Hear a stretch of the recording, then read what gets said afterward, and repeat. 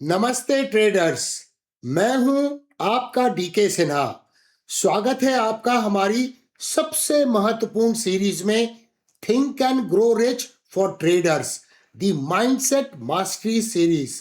हमारा मिशन बहुत क्लियर है, आपको एक डिसिप्लिन्ड प्रोफेशनल ट्रेडर बनाना, और हमारा कोर उसूल है नो इमोशन ओनली रूल्स।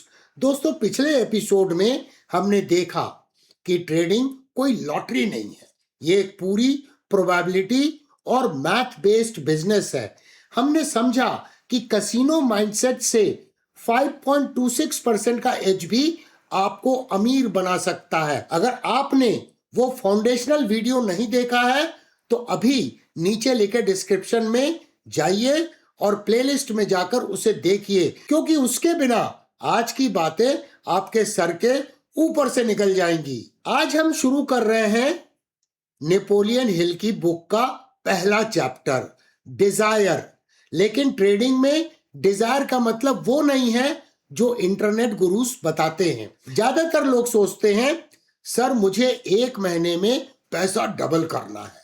दोस्तों, ये डिजायर नहीं है, ये एक फाइनेंशियल सुसाइड नोट है। ट्रेडिंग में 90% ट्रेडर्स फेल इसीलिए होते हैं क्योंकि उनके पास पैसा बनाने की और कमाने की केवल विश होती है, लेकिन प्रोफेशनल बनने की बर्निंग डिजायर की कमी होती है। आज हम डिकोड करेंगे कि क्यों आप हर हफ्ते अपनी स्ट्रैटेजी बदलते हैं और कैसे अल्फा जनरेट करने का माइंडसेट आपकी किस्मत बदल सकता है।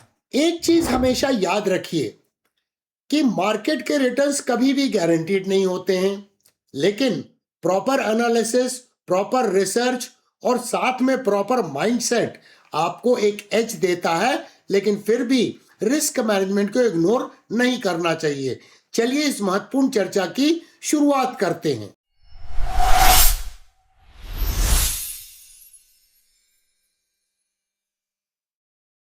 The disease strategy hopping.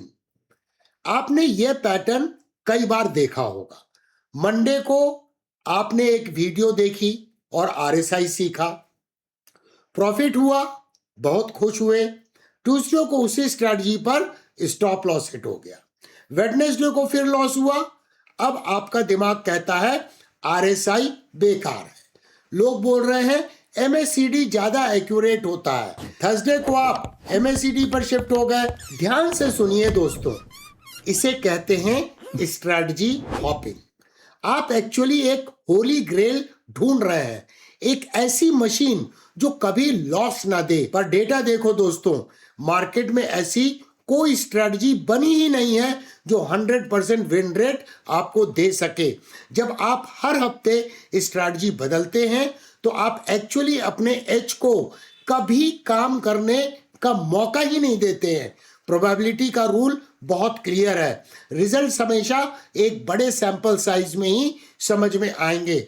अगर आप हर 3 ट्रेड्स में रास्ता बदल लेंगे तो आप कभी अपनी मंजिल तक नहीं पहुंच पाएंगे। प्रोफेशनल ट्रेडर वो नहीं है जो रोज अपनी नई स्ट्रैटेजी को ढूंढता है। प्रोफेशनल ट्रेडर वो है जो एक स्ट्रैटेजी को बर्निंग डिजायर के साथ एग्जीक्यूट करता है। The process over profit generating alpha. Napoleon Hill ने बर्निंग डिजायर को डिफाइन किया है as a starting point of all achievement. लेकिन ट्रेडिंग में हमारा अचीवमेंट पैसा नहीं, हमारा अचीवमेंट है अल्फा। अल्फा क्या होता है? अल्फा का मतलब है कि मार्केट यानी निफ्टी 50 से बेहतर परफॉर्म करना। अगर निफ्टी 50 12% का एनुअल रिटर्न देता है तो क्या आप उससे बेहतर डिसिप्लिन तरीके से ट्रेडिंग करके 15 से 17% क्या जनरेट कर पाएंगे? तो वो आपको 3 to 5% का अल्फा देगा। दुनिया के सबसे बड़े बड़े हेज फंड मैनेजर्स इसी अल्फा के लिए दिन रात काम करते हैं। लेकिन जो ट्रेडर्स प्रोफेशनल नहीं होते हैं वो क्या करते हैं?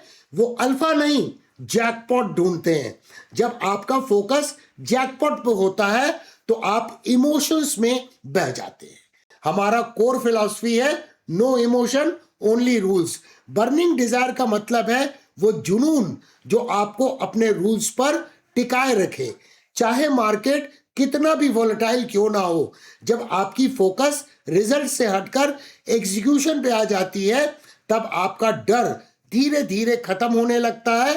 भाव भगवान है, लेकिन वो भगवान सिर्फ डिसिप्लिन्ड भक्तों को ही सुनता है। The logic why 100 trades are necessary. अब थोड़ा लॉजिक और मैथ को समझिए। कसिनो का एज बहुत छोटा सा है, लेकिन वो कभी फेल नहीं होता क्योंकि वो रूल्स को नहीं तोड़ता है। प्रोबेबिलिटी का रूल है कि 100 ट्रेड्स के अंदर हो सकता है आपको लगातार 7-8 बार लॉस हो। एक विशर 3 लॉसेस के बाद ही स्ट्रैटेजी बदल देगा। वो सोचेगा ये काम नहीं करता है, लेकिन एक बर्निंग डिजायर वाला ट्रेडर जानता है कि ये सिर्फ एक स्टैटिस्टिकल ड्रॉडाउन है। नेपोलियन हिल की एक फेमस कहानी है, 3 फीट फ्रॉम गोल्ड।